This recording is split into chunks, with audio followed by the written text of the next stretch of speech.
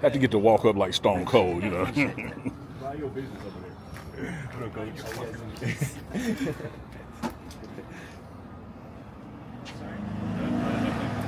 Hi, Coach. I know there's a really big emphasis on running the ball this year. How have you been implementing some 12, 11 personnel looks in helping that effort this year?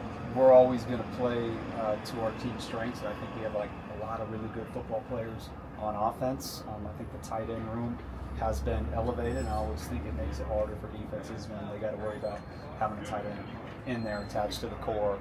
He's a run game threat. He's a pass game threat.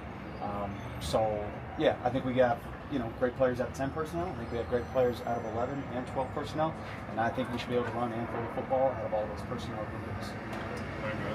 Hey, Coach, how many players in your room do you envision getting on the field this year? So I think right now I need to have 3 ready to go because there's a chance we hop into some 12 just like we always have, but I always need the next guy ready. So like the magic number for us right now is 3, but every day's an interview and everyone's scratching and clawing to get to the 3 spot, to get to the 4 spot, and it's always next man up, but ideally the number's 3.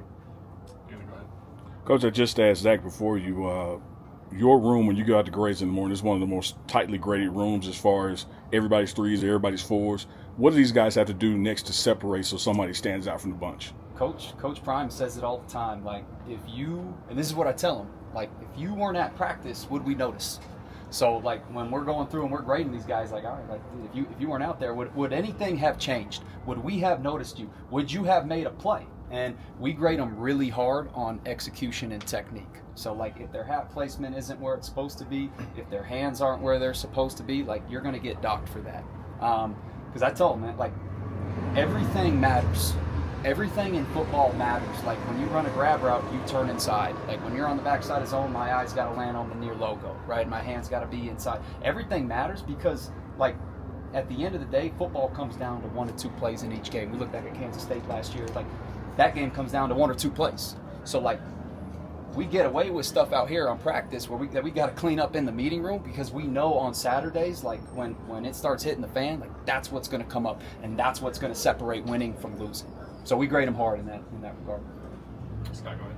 Hey, Coach, I believe you added passing game coordinator to your title this offseason. Congratulations on that. What does that entail for you, though, and what's kind of your vision for the passing game here this season? Yeah, I think, Coach Prime, he has a way of motivating guys and getting guys involved. And I think it's just one of the ways that he's going to do that. But, my job is to help Coach Shermer build the passing game, give thoughts, be involved. And I think we've done a great job of that, and we're going to continue to do that. Jack, go ahead. Hey, Coach, how much growth have you seen in Savell in that one during his second season as a tight end? Yeah, he keeps getting better and better, and we expect that. Like, for a guy like Savell, I got to make sure he doesn't take any steps back, right? And we got to keep on him, and that's really for the whole room. Like, each day, we just talked about the day, like, right now in camp, we're going through a roller coaster of days, and that's going to happen because it's a competitive environment, and you're going back and forth with the defense. Like, offense is going to win some games, defense is going to win some days, and it goes back and forth. That's good, that's competitive. But for us as a room, like, the execution still needs to climb, and it needs to remain the same. So that's what we stay on Savell about. Coach, after your position meetings or on your drive home, how many times do you say to yourself, "Damn, I sounded like Mike Leach today"? Every once in a while, like I'll find myself saying, like, "Hey, respect all, fear none." Like, "Hey, like, swing your sword today." Like, what the hell does that mean, Coach? And well, this is what it means. You got to be on the offensive, and then I start, like, have an imaginary sword in my hand, swinging it. Or, like, when my guys block and they don't use their hands, I tell them that, like, generations and generations from now, like your great grandchildren, they'll have T-Rex arms, because they're not using their hand. So every once in a while it'll pop up, but they're really good. They're really good quotes. There's a reason why, not just myself, but other people they'll use those quotes or those coaching points. Tyler, go ahead. Coach, it's pretty clear that Zach has a natural ability as a receiver. We saw that in the spring game. How has he progressed as a blocker to make sure he can be a guy that can consistently be on the field for you guys? He's gotten a lot better. It's really just technique. He's willing. Like, he's an extremely tough kid. It certainly helped that, like, he started off his career as a receiver. That's where you kind of get some of those natural abilities. But yeah, it comes down to technique. Like, when you're blocking those edges as a tight end, like, it is very, very technical. And he's been a professional about being coachable, and learning the techniques that we're coaching. So he's done a great job with that.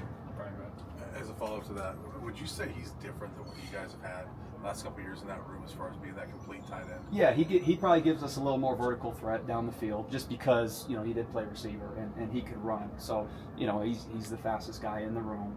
I think he could really stretch the defense when he's out there. Like, they got to worry about a receiving threat at the tight end position when he's on the field. Jake, go ahead. Coach, just given the 3 years that you spent here in your time as a play caller, just in your own words, can you describe how impactful it is to have a tight end that could help in the pass and run game, and just what it does to open up the offense? Defense has got to respect the tight end. They could run and block, and when you got a guy that could do both, they play you more honestly. Sometimes you sit back and you don't have that guy. It kind of handcuffs you. And defenses, they know what you're doing. They could just tee off on you. Either way, they know you're throwing. They know you're passing. When you have a guy that could do both, like he's in line, okay, he could block the DN, but they could also release him down the seam, and he can catch a vertical ball. So it makes the defenses play more vanilla and more honest. Go ahead, Nina. Coach, you also grade your guys pretty tough on their roles on special teams. How much does their participation in special teams build your trust with them in the regular game plan? A lot, and I tell them too. Like, we probably have a couple guys in the room where like their contribution on special teams, it's gonna affect if they make the bus or not. So that's gonna make or break them whether they travel. So special teams is important. It's a big part of what we do, and the tight end position has big, long, strong bodies, and we need every single tight end on a unit or two of special teams at the bare minimum. So we heavily emphasize that in the room.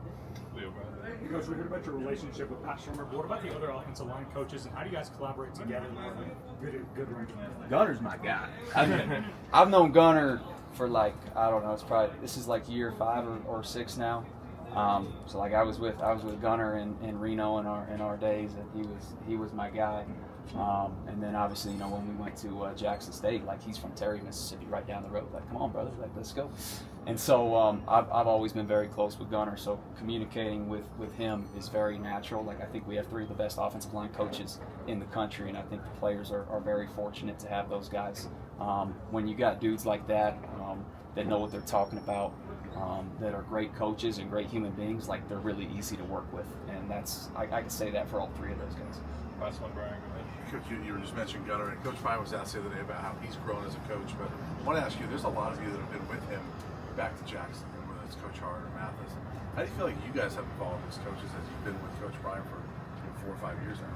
I think myself personally speaking, I'm at Jackson State and I'm coaching quarterbacks, and I'm calling plays. Now I come over here, I'm coaching receivers. And I played receiver. I already have that background. And now I'm coaching tight ends. On the offensive side of the ball, I think I've gotten it from all angles, and I think that really helps as a football coach. If you're a football coach, you're a teacher. That's all. You're a professional teacher, motivator, and communicator. And I think coaching all those different positions over the years, it's really helped me with my growth and my confidence. Thanks, Coach. That it? Thank you, Coach. All right, thanks, guys. You do a quick Mark Johnson. All right, go get him. Small up next.